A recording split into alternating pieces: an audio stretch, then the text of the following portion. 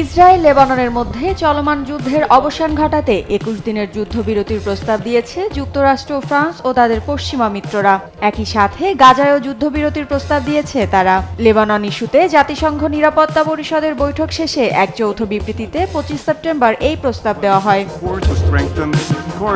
যুক্তরাষ্ট্র ও তার মিত্রদের এই প্রস্তাবকে স্বাগত জানিয়েছে জাতিসংঘে নিযুক্ত ইসরায়েলি রাষ্ট্রদূত। একই সময় দুই দেশের চলমান উত্তেজনা কূটনৈতিকভাবে সমাধানের আহ্বান জানিয়েছে তারা। ইসরায়েলি স্বার্থের চাহিদা অনুযায়ী কোনো চুক্তি না হলে লেবাননে ক্ষমতা ব্যবহার করতে এক মুহূর্ত ভাববে না তেল আবিব বলেও সাফ জানিয়ে দিয়েছে তারা। তবে কেবল স্বার্থ রক্ষা হলেই সীমান্ত এলাকা থেকে সরিয়ে নেওয়া বেসামরিক নাগরিকদের বাড়িতে ফেরত পাঠানো হবে বলেও জানিয়েছে তারা।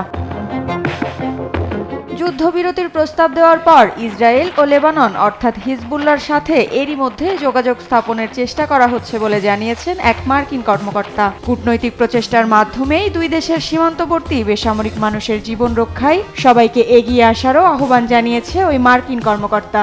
এ সময় তিনি বলেছেন, আমরা সব পক্ষের সাথে যুক্ত হয়ে সাময়িক যুদ্ধবিরতির দিকে এগিয়ে যেতে চাই। বিশ্বমানের থার্মিক্স রড, সালাম স্টিল থার্মিক্স, দেশের একমাত্র থার্মিক্স রড।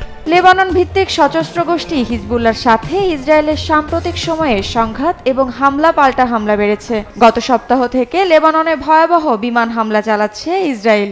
এমনকি সম্ভাব্য স্থল অভিযানের জন্য ইসরায়েলি সৈন্যদের প্রস্তুত থাকার নির্দেশ দিয়েছে তেল আবিব।